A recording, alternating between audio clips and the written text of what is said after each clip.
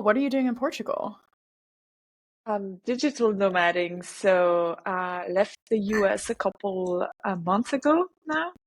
I'm from France originally. And yeah, me and my husband and our puppy, we sold all of our stuff in San Francisco, left the US, came to Europe, and we decided to spend the next couple of months. We can both work remotely. So we're like, okay, let's just change location every month and enjoy a couple of different countries. We're both from Europe originally, but we hadn't been back for so many years. So it's just super exciting. And yeah, we're in Portugal right now.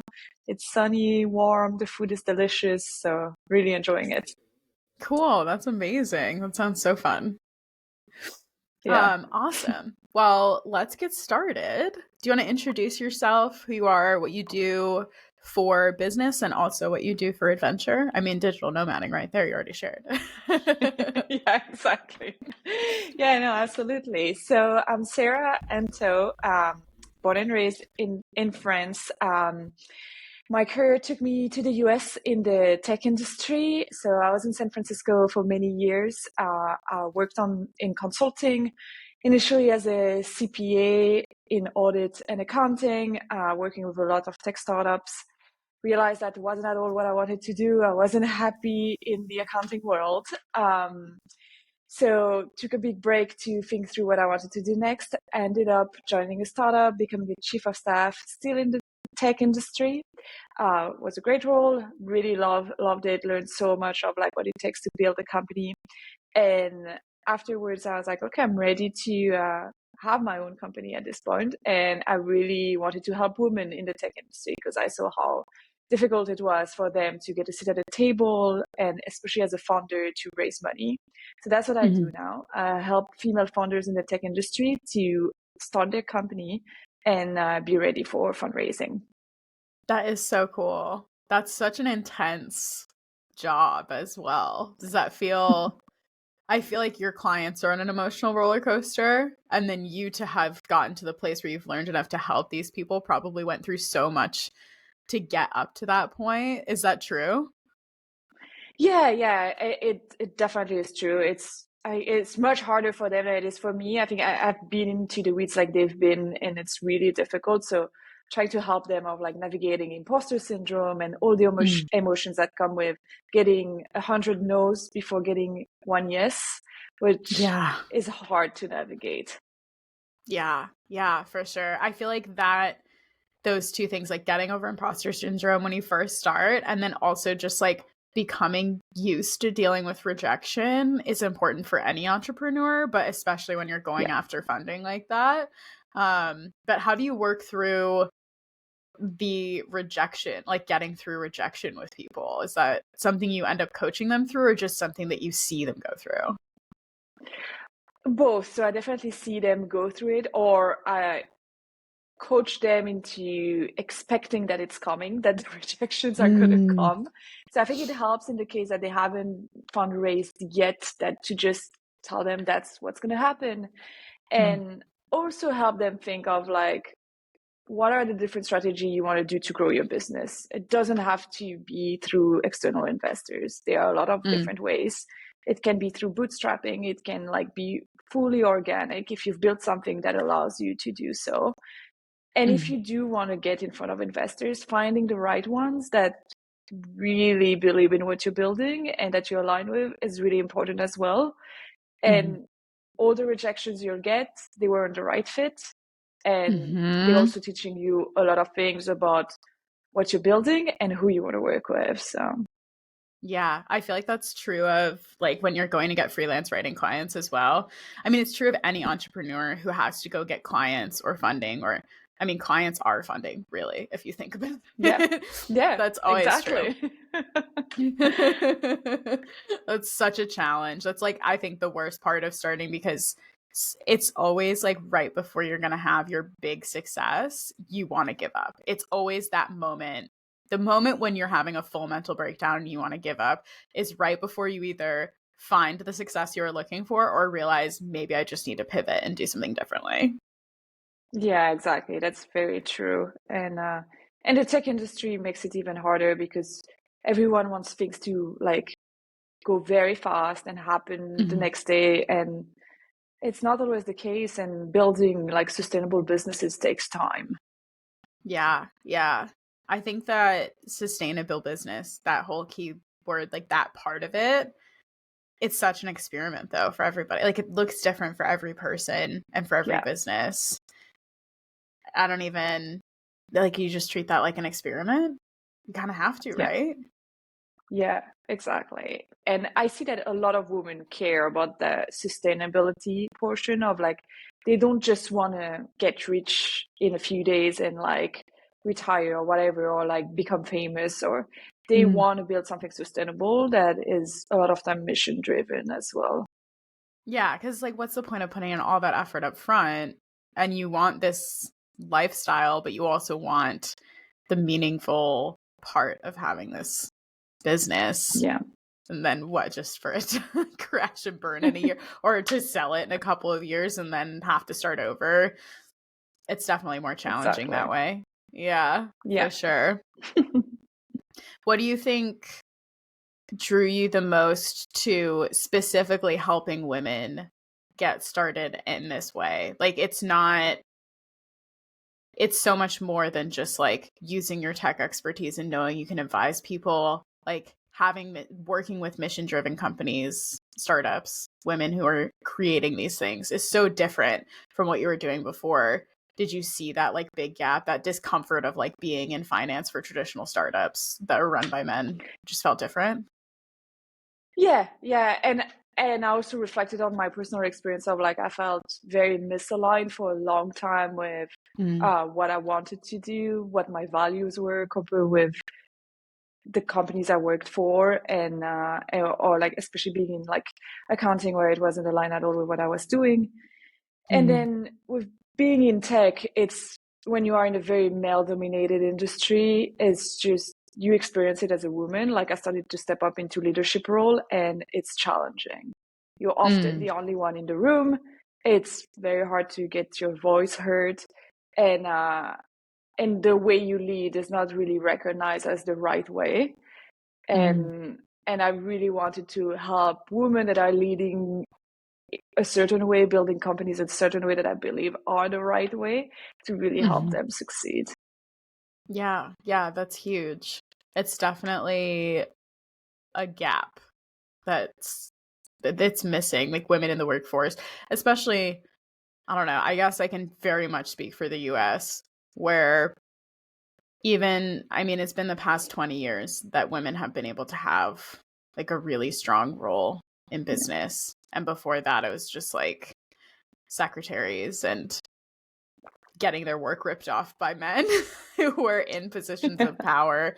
And like, while 20 years when I was younger seemed like a long time, now as I'm turning almost 30, it's like not really that long if you think about it. It's not long enough for an entire system to change. There are people who are still CEOs that were CEOs 20 years ago. And Yeah.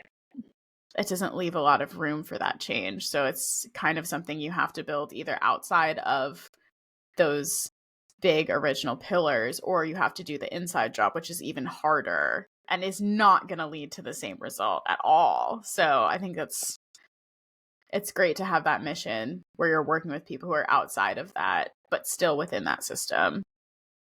Yeah, absolutely. And I think it's still like things have gotten better, and that's really good. It's still very hard for women to like, everyone talks about like work-life balance or like trying to have it all. And like for so long, or like you had the term girl boss, that was like a big thing. And yeah, especially like, also want to roll my eyes at this term. And whenever you talk to women, you can't have it all. You still can't have it all. It's like it's not possible. And like, for example, the fact that a lot of women had the opportunity to go remote during the pandemic, that helped a lot of women keep their career because they were able to balance better everything that was going on at home and in their work. And now that there's a lot of companies pushing for coming back in person, they're seeing a drop in women getting into leadership positions or staying in the workforce. So it's easy to like stop making progress, unfortunately. Yeah, for real. It's interesting how much that shift because of the pandemic, it changed things so quickly. It like that's the Yeah. fastest change we've seen. We've seen people moving around the country to different areas. We've seen people staying home and being able to have it all, being able to have work-life balance because they're working from home and they're still able to get their work done even if it looks different. And that only happened so quickly because of a global pandemic. Like that was the trigger. And I know. it's exciting to see, but it's also kind of sad at the same time. Yeah, yeah. And you can see how all the CEOs want to go back to the old ways because that's all they've known. And now that things are back to normal, they want to get back into how it was before. Yeah, it's like they don't want to adapt or make those changes, and maybe they don't know Yeah. how. And company culture shifted so much during the pandemic too, because you are not all in the same place. You're not just like chatting as much. Honestly, people probably became more efficient workers on the whole during the pandemic, I'd Yeah. imagine, because you're not standing around chatting as much. But I feel like there's been more of a shift the past couple of years that people are like, oh, yeah, my job is my job and my life is my life, rather than your life is your job, because you're not like all your friends aren't work friends because you're not Yeah. at work all the time anymore and you're not talking to these people all day, every day, and just looks different. So I think that like fostering company culture in remote companies is just looking so different. My partner works at a startup and they do so many little things to promote the company culture. And it's interesting to watch from the outside how it's not artificial, but it almost feels like you're like artificially shaping this ecosystem and the way that people treat each other within it. And I guess startup founders kind of have to, maybe it's not on your mind at first, but it is something that you end up starting to think about the more you hire and the more you get funding to actually do things. It's like, how do we actually want to use this within the company? How are we going to like foster this system that is going to help us be creative and supportive and non-judgmental and things like that? Yeah. Yeah. And I think there's a huge challenge for companies to be able to keep on building culture in like the post-COVID era, where right now the reality is that a lot of people are in this hybrid function of like spending still some time at home and in person, and they just don't know exactly how to navigate that. And it's taking time to like be able to build strong cultures while your workforce is spread out across the country, and maybe at like they still go in person but at a lot of different locations and things like that. Yeah, it's really interesting. I think there's so many things you don't think about when you're first starting something. Like I was thinking about starting an agency for a while with one of my friends. I thought about culture for sure. We thought about like our mission and how we want to treat the freelancers we work with and what types of companies we want to work for and those sorts of things. But I think it's easy when you're just creating a product to kind of overlook that and not think about it until it's too late. Yeah, and it's really the foundations of your company, right? It's like Yeah. how do you want to lead and what type of company you want to create, and especially if you start having people, even if it's not your employees, even if it's contractors, it's like how do you want to work with them? What type of culture and vision do you want to build? Yeah, that's so challenging. It feels so much bigger than yourself almost. Yeah, yeah. No, that's what being a CEO is. Yeah, Yeah, yeah, that's yeah. true. That's true. How many people do you see that are like, I have this great idea, I want to make it, I want to make it happen, that have not thought about the fact that they're going to have to be a CEO and what that actually looks like? So one thing that has surprised me and is I love about aspiring female founders is that a lot of them have also thought through if they want to be a CEO or not. Because you can be a Ah, founder and not be a CEO. mm, Because being a CEO is not for everyone. yeah. And being conscious about that at that stage is amazing. I haven't met any man so far that could reflect on that, because I've seen a lot of startups where the person who founded the company is not necessarily the right person to be the CEO, or is not the right person to be the CEO anymore. And so those female founders, they either realize they need certain skills that they have to develop in order to be CEO, and that's a lot of work I do with them as well, or they want to start thinking through bringing up a co-founder or someone they can hire to be CEO. Yeah, yeah. I think that's big. It's interesting to compare. Like, I know a lot of people I know a few founders through Old Girls Club and a lot of people who are like, oh, I don't want to be a CEO, or I'm learning how to be a CEO. And as a freelancer, as a solo entrepreneur, where like I'll have like subcontractors, and I'll have an assistant, and I'll have people who help me build my website and those sorts of things. But I will probably never have a W-2 employee aside from maybe an assistant. Yeah. And I still read and listen to podcasts and think through all of these things. I try to absorb the information that is out there for becoming a CEO, even though it's almost like you kind of have to half treat yourself like a CEO when you are a solo entrepreneur, because no one's going to like give you a job title. No one's going to tell you like, we need to change this revenue, or we need to change this structure, or we need to go down this different avenue to get this kind of funding, or we need to like hire out for this. There's nobody there that's going to be steering the ship but you. So technically at the end of the day, you're your own CEO, and you have to have that person who's going to be able to direct it and like decide, this is what we stand for. These are the type of companies we are not going to work for. This is how we're going to do this. But it's challenging at the same time. Like, it's being your own boss, but when you take it a step further and call yourself your own CEO, it's more than that. It becomes you're now a business person instead of just being your own boss, right? You're no longer an employee. You are the person who tells the employees what to do and steers the entire cruise ship that is your business, right? Exactly. And the hardest part of all of that is getting everyone to work towards the same direction, and that you have a really clear way of communicating that constantly. And so you need to be clear on that, and they need to be crystal clear on that as well. And I think that's one of the hardest challenges, and that's what makes the best CEOs very successful. Yeah, that's so interesting. How did you get from, you were a full-time employee at a startup and you left that startup to start your own company advising female founders? I almost just said freelance founders, female founders.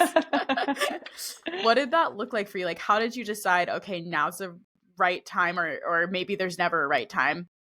Now's the time I'm going to step away from this and do my own thing. And what made you feel like you could do that? Yeah, so a couple of years ago, when I left my CPA career, I ended up going back to school, getting my MBA, and that was very transformational for me because I met so many people that were entrepreneurs, and I didn't grow up in a family of entrepreneurs. So it was really like, oh my God, all of those people built XYZ and were super enthusiastic about it. And the MBA really push you towards that direction as well if you're interested. So I really started exploring that. So it really piqued my interest. It's like, I think at some point I want to have my own company, but I felt like I wanted to gain more experience working within a startup, and the chief of staff role was ideal for that. It really gave me all the tools that I'm using now with my clients. And while I was in the chief of staff role, you get exposed to a lot of VCs. You really get to shadow the CEO and see what it takes to build a company. And I ended up joining a couple of accelerators, and I was mentoring early stage founders. So I started doing that on the side, and mostly because I was curious and wanted to hear a lot of stories, and also started to think, how can I help them? Is there something here that maybe at some point when I'm ready to have my own company, I figured out how I can help those people. So I did that for a while, and it really helped me to identify the pain points of those founders and see that women founders were struggling even more. So that's how I like define what I wanted to do. And then like you said, it's never the right time to make the switch from a very safe full-time job that I was really enjoying to entrepreneurship.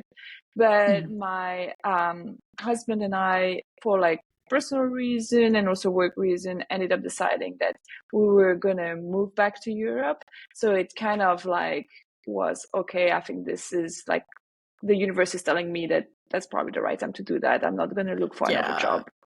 Yeah, that makes sense. It's kind of, there's a few things there that are interesting. I feel like we all sort of have this idea in our heads that we go to school, we get a job, that's our career, we build the career, and it's this like straight line.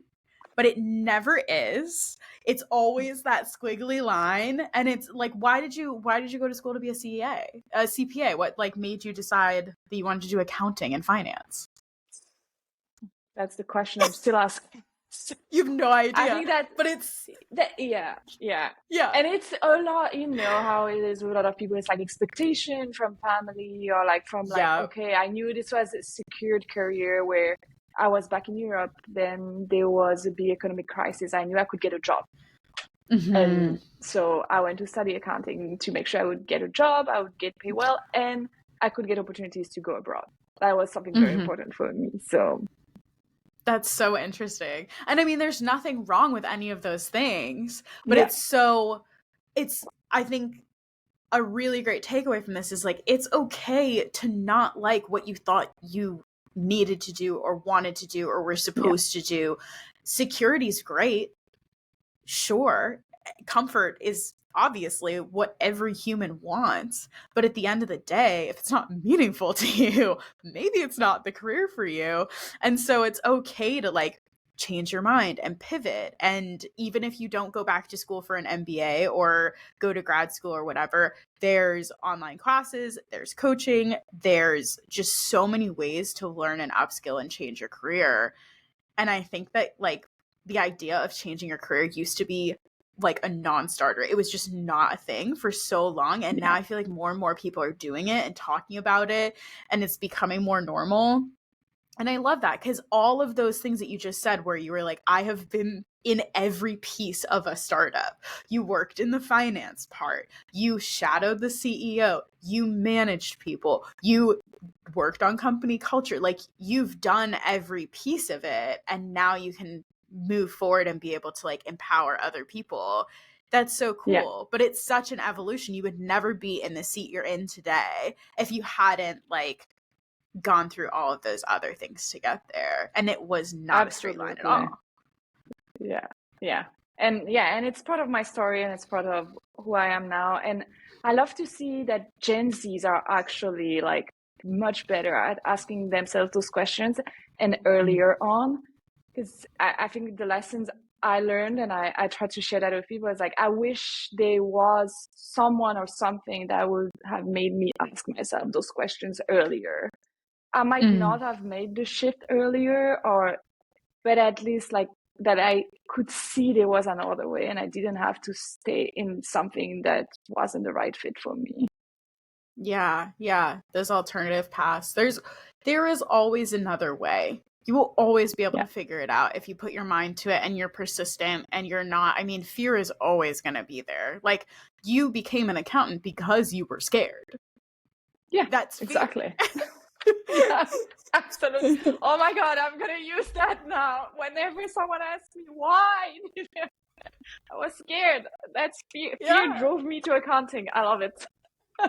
It's the truth. It's so interesting because we do things out of fear all the time, and we're like, well, that's a perfectly reasonable explanation, and we'll like not do things also because of fear. And it's like, how can we just like step away from fear and like really actually look around and find that inner voice that is you. And I think also when you're younger, like I had no freaking clue who I was when I was in college or high school. Like I was finding myself, but you don't know Yeah. until you have all these experiences that like shape you and show you what matters, right?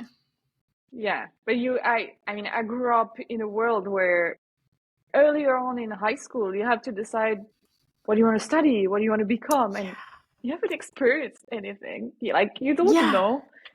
Yeah, and I was, which is kind of interesting. I ended up in accounting for safety, but I was lucky enough to do a business school in France, and I got to do a lot of internships. So I got to try out a lot of different companies, a lot of different roles. I went into a lot of different countries to also for the culture. So this Mm. was really good as part of my experience, but it still led me to the wrong direction initially. But it's shaped me for later to like be able to not be scared anymore, to take to do a big pivot in my career. Yeah. I mean, it is a risk for sure, Yeah. but it was an informed risk. And you went back to school. So it was even less of a risk once you went to school. Like, and that's so cool how I love hearing how people meet other people because at the end of the day, business is having a great network and having Yeah. peers that you can talk to about what you're going through. Like when I first started freelancing, I was so lonely and I had no network at all. And of course, over the years, you just build and build and build. I do a lot of outreach on LinkedIn. I do networking calls. I'll try to like meet up with people in person. And these things are great, but there is nothing like school to build a network for you Yeah. because you're all like suffering together and you're all going to it for the same thing. Or the same experience I had with like, I through hiked the Appalachian Trail. We're all on a mission to just hike this 2,000-mile trail in a certain amount of time before the snow falls. And we're all different people from all different walks of life, but we can learn from each other and grow together and talk about our dreams and all of those things. It's shared experiences with other people that build the strongest network. And it's so like if you hadn't gone to business school and met these people and been pushed toward entrepreneurship, do you think you would ever be an entrepreneur after you were scared and Yeah. decided to become an accountant because you were scared? Like that's such an Yeah. interesting little pool to be swimming in. Yeah, absolutely. Yeah. And I don't know. Maybe it would have taken another 10 years, maybe never. I don't know, but I'm really glad Who it took me knows? there. Yeah. Yeah. Like what are parallel universes? Maybe they exist. Who knows? Exactly. Yeah. What would you say among founders? I know we talked a little bit about like imposter syndrome and just the the burdens of maybe becoming a CEO, maybe not, and finding funding. Are there any other things that you see people really struggling with, like a tip that you give over and over to people who are thinking about becoming a founder?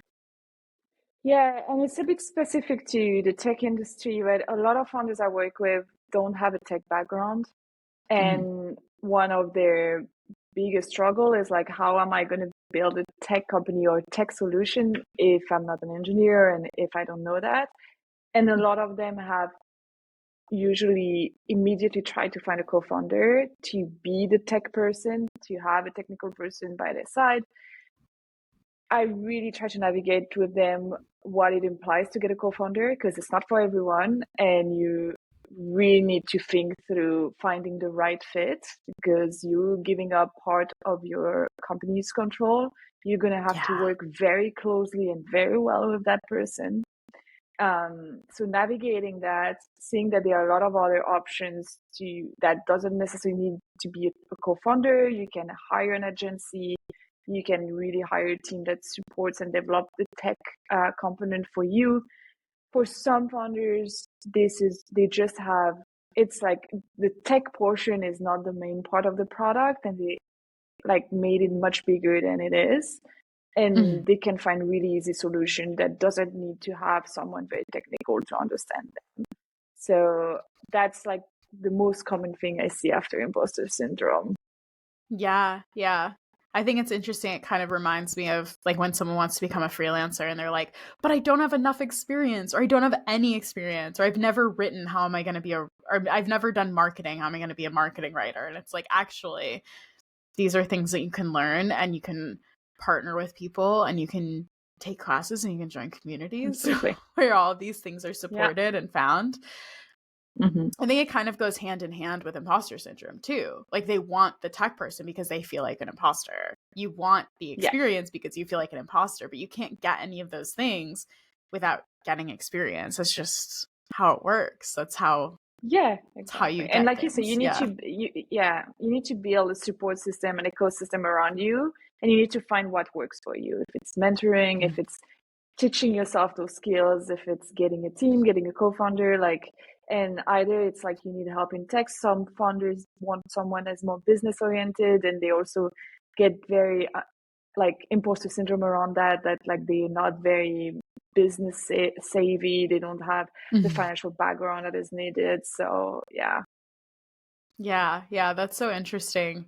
How, I mean, a lot of the problems are all intertwined, right? We have like money mindset, fear of rejection, imposter syndrome, and these instincts that sort of come out of those problems, I guess you could say.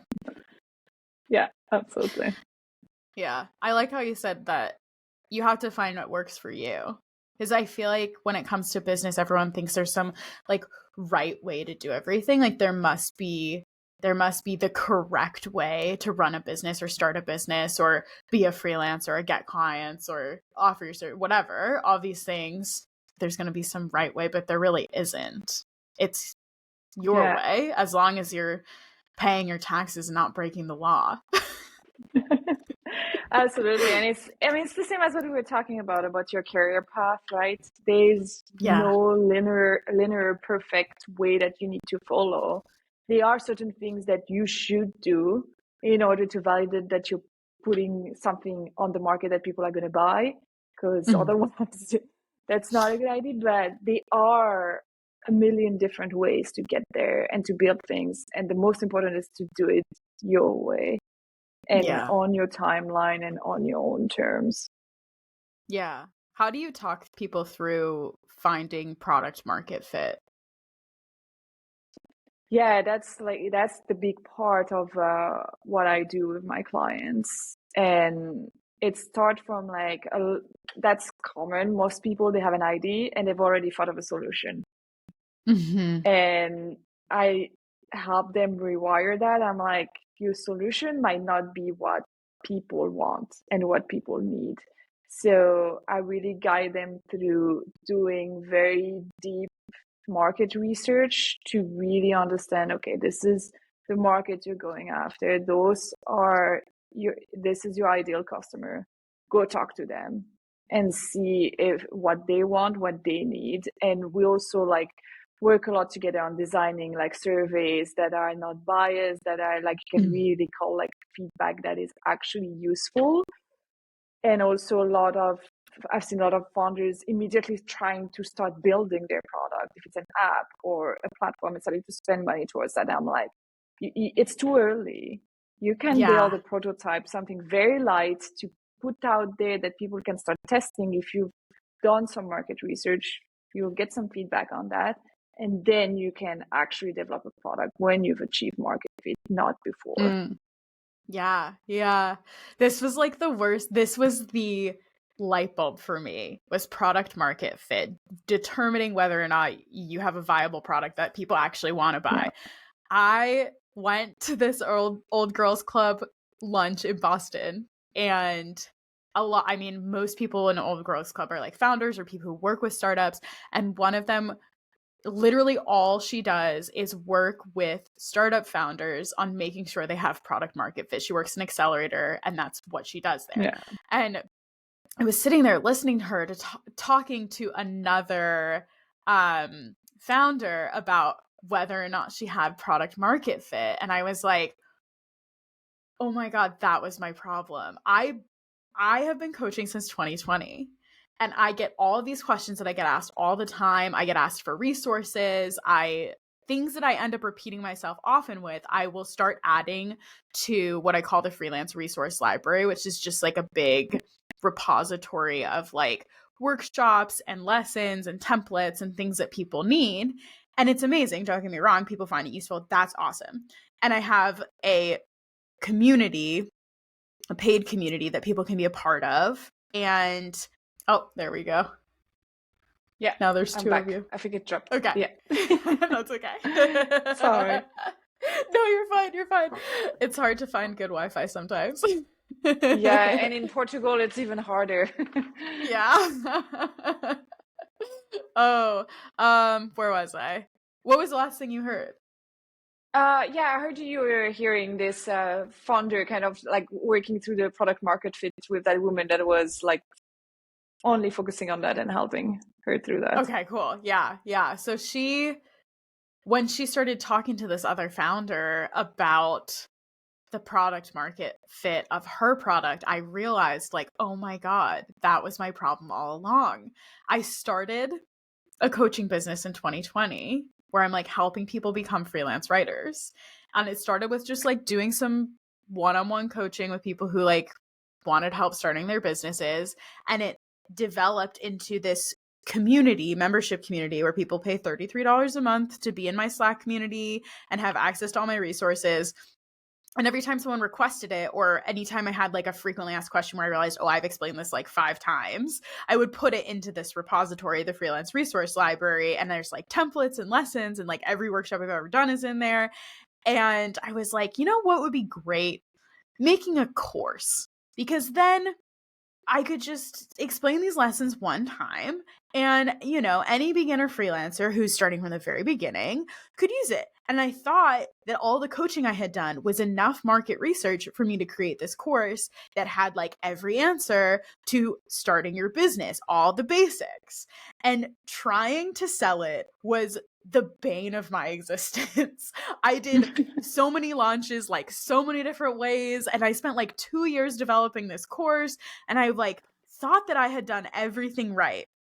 And then I was sitting in that lunch with this woman from Old Girls Club who works at an accelerator talking about product market fit. And I was like, oh my God, I didn't waste 2 years, but like that was the problem, you know? It for a second, it did feel like I wasted 2 years, but I realized after I ended up going back and talking to my business coach about it. And she was like, yeah, I mean, kind of feels like you're just hitting yourself in the head constantly over and over trying to make this work. And if it's not working, it's not working. You can't force it to work. And I didn't want to let it die because I had spent so much time and effort on it. And it's also hard to reckon with failure, you know?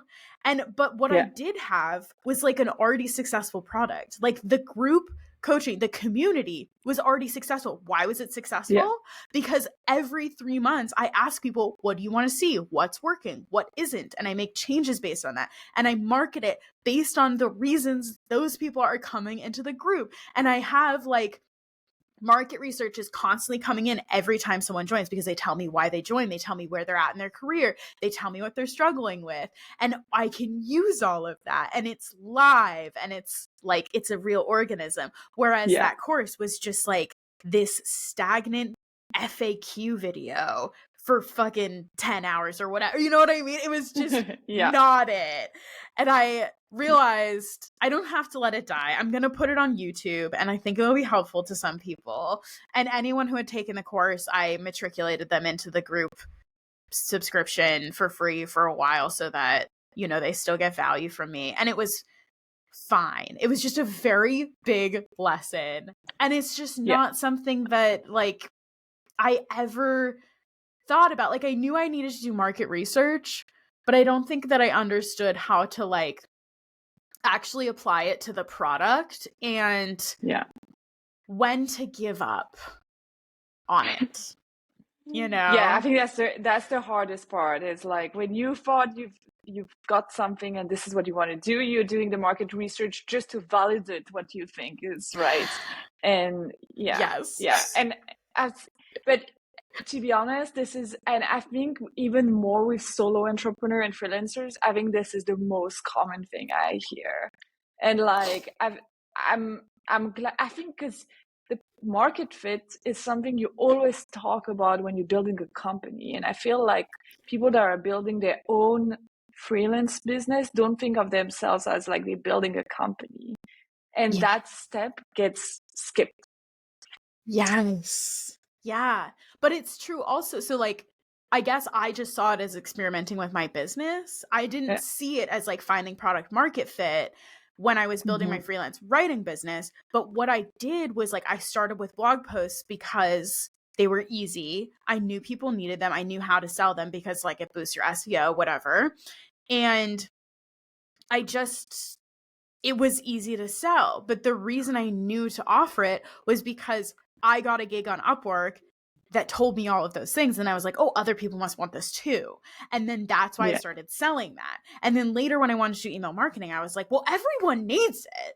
But actually, not everyone wants to buy it. So you have to figure out, like, it depends on the company. But so, for example, when I was working in the outdoor industry, I realized what small outdoor companies need that are like doing e-commerce. They just need like a welcome series automation, like a win back automation, abandoned cart series. Like those are the little things they need. Yeah. You can set that up in like a month or two. Great package. What they do not need is someone to write their newsletter and monthly sales emails and like email tech support and things like that. And you kind of just learn by making mistakes or by not getting gigs or what packages people buy, what your product market fit is, but you just don't even realize like that's what you're doing because no one's ever put a name to it or explained it to you. Yeah, absolutely. And I mean, I think it's interesting with your course because I think you have learned so much from that, because if one day you really get something that you want to put out there that is like a product you can sell, you know how to make a course. Yeah. You just have the right content for the right people at that time. Yes, exactly. Yeah. It's so interesting because also I think like people buy courses because they want a silver bullet. And some people will go through the whole course and be like, that was the most valuable thing I've ever seen in my life.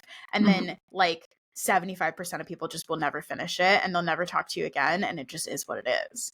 And what I realized is like, actually what I love is, and what a lot of people want when they're starting out is emotional support and accountability and peers who understand what they're going through and templates, but they don't want to have to find the template. They just want to ask a question and you paste the link to the template and you're like, oh, you can find the answer here. They don't want to go and look for it. They don't want to go through a whole course to find that answer. They only need to know how to set their rates. They only need to know how to set their contracts up. They don't need a giant 70 lesson course. But yeah, it's so and interesting. that's how you created a community, right? And it's shown to be very valuable for a lot of people right now. Yeah, it's wild. So how did you, through your advisory, like what you're doing with your business now, how did you get to the point where you knew that that was a product market fit and like launching it and really getting into it? Like, what do you actually do with people?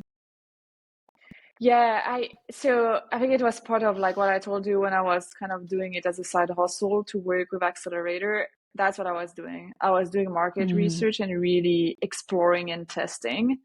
And then when I got really into like I would like to help women founders and focus on women founders, then I started to really interview female founders only to really focus on like where they needed help and would they be willing to pay for something like that, because that's also interesting for them because they are at the stage where they're super early on. They know they're going to build something that's going to cost them money, they're going to have to invest in.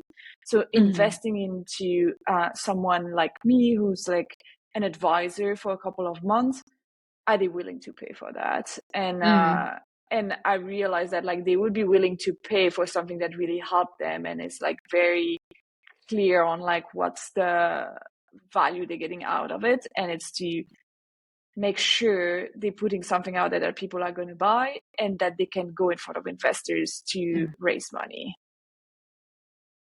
That's great. Yeah. I mean, defining those two things at the end of the day is like the only reason someone's going to invest in you is if Yeah. they know that you know that it's going to work. It doesn't matter who you've hired, what skills you have, how charismatic you are. At the end of the day, if you don't have a product that people want to buy, what's the point?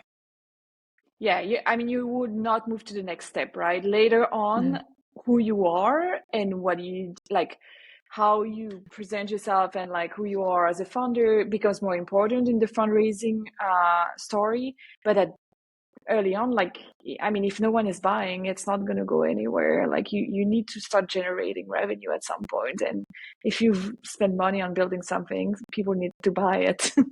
Yeah, totally. That makes a lot of sense. Oh man.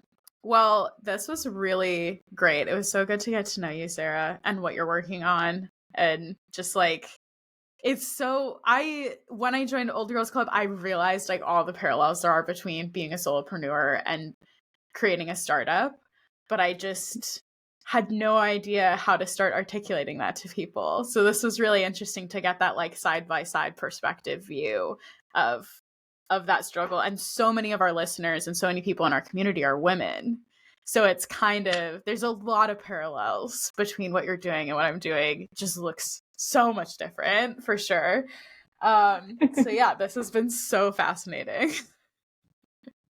Yeah, I love that. I really felt like you could absolutely relate to what I was sharing. And yeah, completely. I'm seeing that more and more of like, it doesn't matter if you a founder who's going to end up having 100 employees or being a solo entrepreneur freelancing.